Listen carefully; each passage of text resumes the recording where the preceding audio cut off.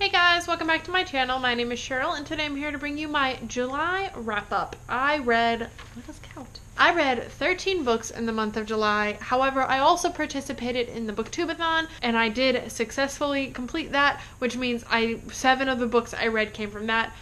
Had I not done the booktubeathon, I don't think I would have had nearly as good of a reading month. However, I did. And I'm really pleased with this number because I am like 10 books ahead of my goal on Goodreads. I'm very pleased with how ahead I am considering like a couple months ago I was like 8 books behind. These will just be in the order I read them this month, and I had a fairly decent reading month. I had quite a few 5 stars. However, I had quite a few that I didn't enjoy as well. So yeah, let's just get to it. So book number 1 I read this month is one I'm not going to get out of this because it's buried, and that is Order of the Phoenix by, Harry Potter and the Order of the Phoenix by J.K. Rowling. This is definitely my first time ever rereading this book. I read it for the first time back in probably middle to late high school, and I really enjoyed this on reread. This is like the movie I had seen the least, so I was less familiar with this story. Actually, that's not true. I've probably seen Half-Blood Prince the least. I was less familiar with this story than the first few books and the first few movies because I've reread the first 3 books quite a few times, but I had never really continued on, and it was just so good. Obviously, I give this one a 5 out of 5 stars. However, I feel bad because when I first read it in high school, I was just so fed up and so tired of how angsty and irritating Harry was in this book.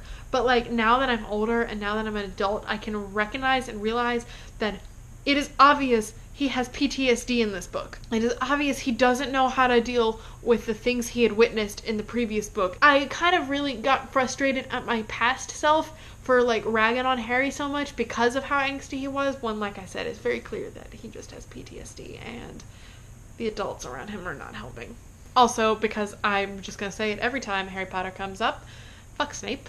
And I don't think Sirius is a good role model. It's very clear he's just trying to mold Harry into James, and that's not how that works.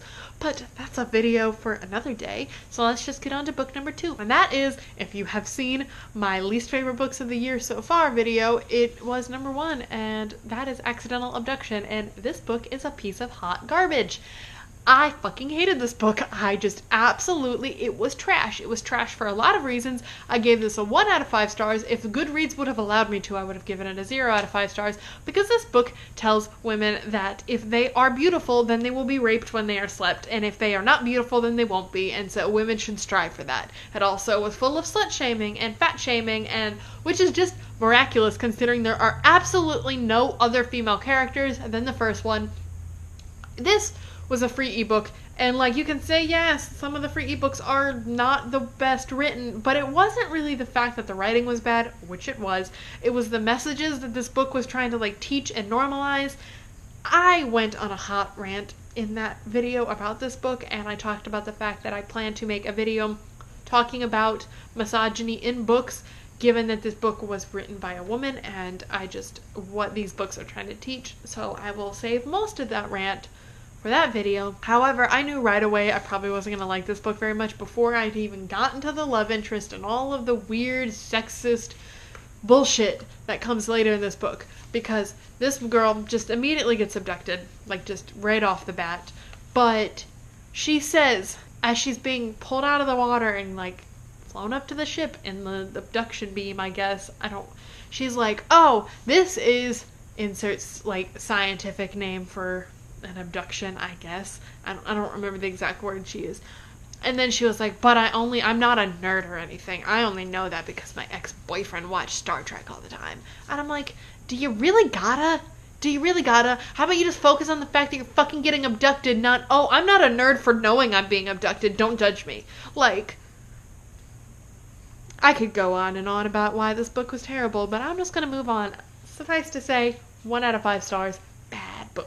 So thankfully the book I read right after that was good, and that was A Torch Against the Night by Saba Tahir. I gave this a 4 to a 4.5, I'm not quite sure, I don't remember exactly, stars on Goodreads, and it was a pretty solid follow-up to An Ember in the Ashes. I actually liked it more than An Ember in the Ashes. This book made me cry.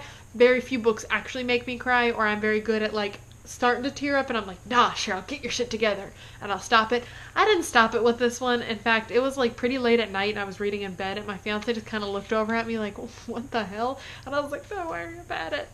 It was a good book. It really is a solid fantasy series, and what I like that's different about this book is it doesn't feel like it's not a book that's like a fantasy series that's based in like medieval Europe, that kind of feel. It's got a ancient Rome kind of feel, and so which I think is based loosely on the Roman Empire. This is a very brutal militaristic society, and it is just these are difficult books to read. There is a lot of like gore and violence, but they are fantastic. The first one, like I said, is An Ember in the Ashes. I would recommend it. It's kind of slow at first, but it picks up, and this book was just a whirlwind of adventure from the first page. So yes, if you have not picked up the second one or started the series, you should. It's very good. So the fourth book I picked up this month was The Throne of Fire by Rick Riordan. This is the second book in the Kane Chronicles trilogy. It is so good. And like, I say that about every book I read, I feel. But these books are just fun and adventure novels. They're not like the best piece of literary fiction, and honestly, I think I enjoy the Percy Jackson's... Gonna mess up that name every single time I say it. I honestly think I enjoy the Percy Jackson series more than these ones, which is saying something because these are based in Egyptian mythology, and y'all know I love my Egyptian mythology. But it almost feels like he was testing out things in this book, seeing what worked and what didn't. Even though I know these books came out after the Percy Jackson series, I'm not quite sure. They don't hold as much of a place in my heart as that series does, but they're still fun to read, and it's really fun to see how he ties in Egyptian mythology, and this deals with some heavier topics than the Percy Jackson series does, at least up to the point where I have read. Overall, if you like Egyptian mythology, if you like fun middle-grade adventure novels, I would recommend this series. They're pretty good. So the next book I read was another solid 5-star read for me, and that was The Gentleman's Guide to Vice and Virtue. I loved this book.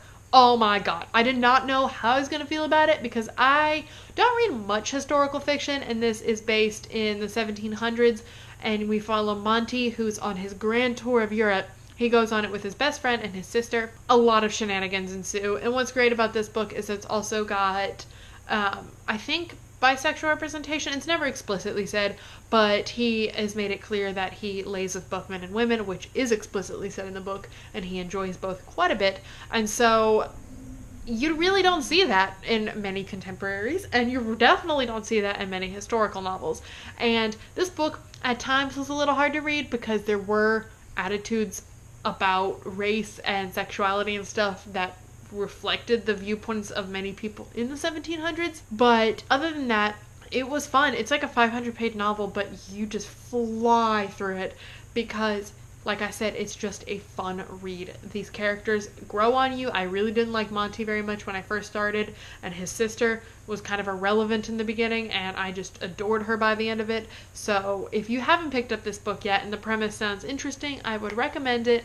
Although there is, I guess, trigger warnings for alcoholism and suicide and depression and that kind of stuff. So if you're sensitive to those topics, they are brought up in the book. There's nothing really explicit other than the fact that Monty does drink fairly heavily. But this book was just so much fun to read, and I'm really glad I picked it up, even though it is super hyped right now. So the next book is the first nonfiction book I've read in actually quite a while, and that is Temples, Tombs, and Hieroglyphs by Barbara Mertz. This book was just a fun, easy to read history of ancient Egypt. It is not the mythology, but the actual history of the various pharaohs and the various rulers, when they ruled, how long they ruled, why they died, how they died, who took over after, who built the pyramids, who built these statues, that kind of thing. If you're not interested in that, this book is not for you, because it is very heavily based in that, but she wrote it in such a way that it is accessible to the average person, I think. And if you are whatsoever interested in the history of Egypt, I would recommend this. Oh, I gave it 4 out of 5 stars. It was a little boring and pretentious at times, but beyond that, it was enjoyable. So the next book I read in July starts my Booktubeathon books, and I was not a huge fan of this one, honestly, and that is Pretty Deadly by a slew of people. This is the first volume in the series, and I've had it on my shelf for quite a while because my fiance bought it because he liked the cover, and the cover is really neat. But this book was so confusing. Like, I know sometimes graphic novels are kind of confusing because they're setting up a world from scratch, but it took literally to like the last 10% of this novel for me to kind of get what was going on. I didn't understand characters or their motivations or why they did half the things they did. I also just, it was really pretentious at times. It was almost like, oh, you don't get it? Well, that's on you, not me. And like, I don't like it when books are like that, regardless of if it's a graphic novel or not. But the art is really pretty, and that kind of makes me sad. But contrary to that book, I read Down Among the Sticks and Bones by Shauna McGuire, which I absolutely loved. I gave it 5 out of 5 stars. I read almost all of it in one sitting. It was so fantastic. Now, these books are fairly short, so reading them in one sitting is not that, like, special, but that is just because I could not put this book down. So this is the companion novel to Every Heart a Doorway, which is a portal fantasy series, which means that these kids have gone to fantastical worlds like Narnia and Neverland, and then they had to come back to our world and just don't know how to cope, so they end up going to this school for wayward children, and this school just kind of helps try to teach them how to reintegrate themselves in the world, especially because sometimes these kids would be in these fantastical worlds for a very long time, or their fantastical world would be 100% different than our world. And so this book follows 2 characters you meet in the first book, and then this is kind of their origin stories, how they came to be, how they grew up, how they ended up in their world, and how they ended up leaving their world. And I adored this book. I gave it a 5 out of 5 stars, like I said, which is higher than I rated Every Heart a Doorway, which I gave only a 4.5, which is still a really high rating, but nonetheless, this book was just so fantastic. These characters are just so interesting. Now, you can, it does say it's a standalone, so you can technically read it without reading Every Heart a Doorway. However, I feel like you won't be as invested in these characters without reading the first one first. Like I said, there are companion novels, so if you didn't really like Every Heart a Doorway, you might like this one more, or if you can't get your hands on Every Heart a Doorway, you still can pick this up. I just think you might not be as invested or as interested in these characters if you don't read the first one first, if that makes sense. So the next one I picked up for the readathon was In Order to Live by Yeonmi Park, which is a North Korean girl's journey to freedom. This details her escape from North Korea, how she ends up in South Korea, and yes, it is just a heart-wrenching, harrowing story that is just so wonderfully told. You really could just feel all of the emotions that she was feeling as she told her story come through the pages, and it was very hard to read at times. It also deals with the topic of human trafficking, so there are very heavy topics in this. If you are sensitive to those topics, I would keep that in mind before going into it. There's rape, etc.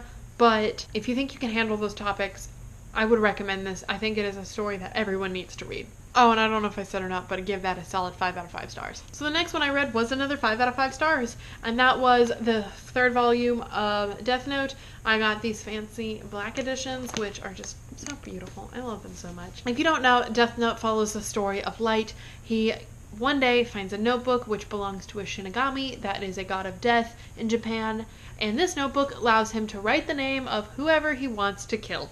Now, he needs to know the name and the face, but he can control when they die, how they die, and he kind of takes it upon himself to start cleansing the world of people he deems not good, not appropriate, they shouldn't live anymore because of this, that, or other. And this series just gets crazier and crazier. Now, I have seen the anime before, so I know how it ends. Yeah, this story is just so interesting, and it gets so, like, there's so much suspense and intrigue because the police get involved, and there's a special investigator named Elle who is just as smart as Light, who is just basically a genius, and they kind of try to figure out each other's identities, and it's just so good. It's so quick to read. They are such fast-paced novels because so much stuff is happening. Also, the art is really good, and one of the benefits, I don't know if these are in the actual, like, regular bind-ups, but the black editions have really nice colored art on the inside. Like, I just adore this series. I adore the art, and it's just so good. And they're really good to read for readathon. So the next book I read for the booktubeathon was Lord of the Flies by William Golding. I finally picked up this book. I'm not a big classics person. I've mentioned that quite a few times on my channel. I very rarely read classics. I even more rarely find classics I like. Most of the time I find them to be too dense and pretentious. That's just me. I know not everyone shares that opinion, but I'm just not a fan. However, this classic was pretty darn good. I didn't love it. Like, I didn't absolutely love it. I think I gave it like a 3.5, 4 stars. But it was interesting. I knew a lot of what happened, at least the general premise, where a group of boys get stranded on an island. They create their own society, and then through human nature, society devolves and breaks down, and a lot of weird shit starts happening. And there are a lot of metaphors in this book.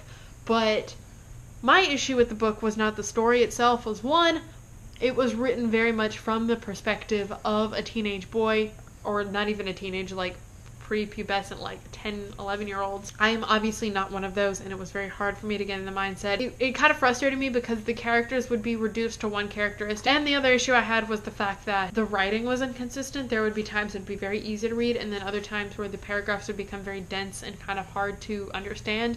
I don't know why it was so inconsistent. I don't know if that was part of the narrative, but yes, for those couple reasons, I didn't give it nearly as high of a star rating as other people have. But I still enjoyed it overall. It's one of the better classics I've read in a while. Towards the end of this book, it's brutal. Also, I get a lot of more of the references now, like the magic conch shell from SpongeBob. The moment the conch appeared in this book, I would turn to my fiance. I was like, is that what SpongeBob took from it? He's like, yes. I was like, oh. And if any of you play video games, there's a game on Steam called The Forest, which is like a survival RPG style type thing. And your character gets stranded on the forest, like in the forest, has to survive, and there's like tribes of like cannibals and stuff. It's a very fun game. However, I feel like it references this book a lot, specifically in that the kids on the island to communicate would yell, like holler and like hoot and holler back and forth, not really make normal sounds or words. They would just make sounds, and that is how the cannibals on the island communicate. Maybe I'm looking too far into it, but I feel like if these boys were stuck on the island for much longer, like maybe years, that's what their society would have devolved into. Or maybe I'm just looking too far into it. Either way, if you like strategy games, it's a fun game. So the next book I'm going to talk about that I read for Booktubeathon was The Thief by Megan Whalen Turner. I enjoyed this book quite a bit. It is the first book in the Queen's Thieves series, I think is what it's called. And I feel like I was one of the last people to have read this book because I'm always one of the last people to pick a popular series. But this follows Jen, who is a thief, and he just brags about being like the best thief in the land, and he can steal what he needs to, but his bragging lands him in prison. And then one day he's released from prison by the king and told, you're gonna steal this one super important item for me from a rival kingdom. And he's like, all right. And so most of this book is they're traveling to that place, and then the shenanigans and like heist type things that ensue after. There's a plot twist at the end. It was a fun book. I really like the fact that Jen wasn't just defined by the fact that he's a good thief. He was very realistic at times. He got very emotional, and like I enjoyed him. He seemed to be well-rounded. So I'm definitely looking forward to picking up the next book in the series, which I don't even know what it's called, but I will find out and I will read it. So the final book I read in the month of July was The Titan's Curse by Rick Riordan.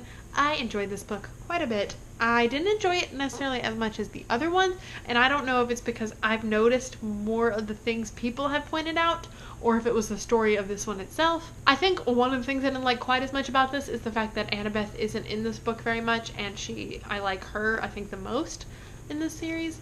But it was still good. It was still a fun read. His books are always an adventure. These books are just always so quick to read. I look forward to picking up these books to see not only what adventures like Percy and stuff and friends get into, but I really like the way the gods have been personified so far. They're always really fun, and when a new one appears, I'm like, ooh. But these books, like I said, are just always an adventure. I give this a 3.5 out of 5 stars. I'm looking forward to picking up the next one. So anyway, that is my fairly long July wrap-up. I had a fantastic reading month, although like I said, if I wasn't doing Booktubeathon, would I have had a good reading month? Or as good of one? Probably not, but that's okay, because I'm not doing readathons that often, and now I am 10 books ahead on Goodreads, so as always, thank you guys so much for watching, and don't forget to like, share, and subscribe. Let me know how your reading month went in the comments down below, and I will see you guys in my next video. Bye!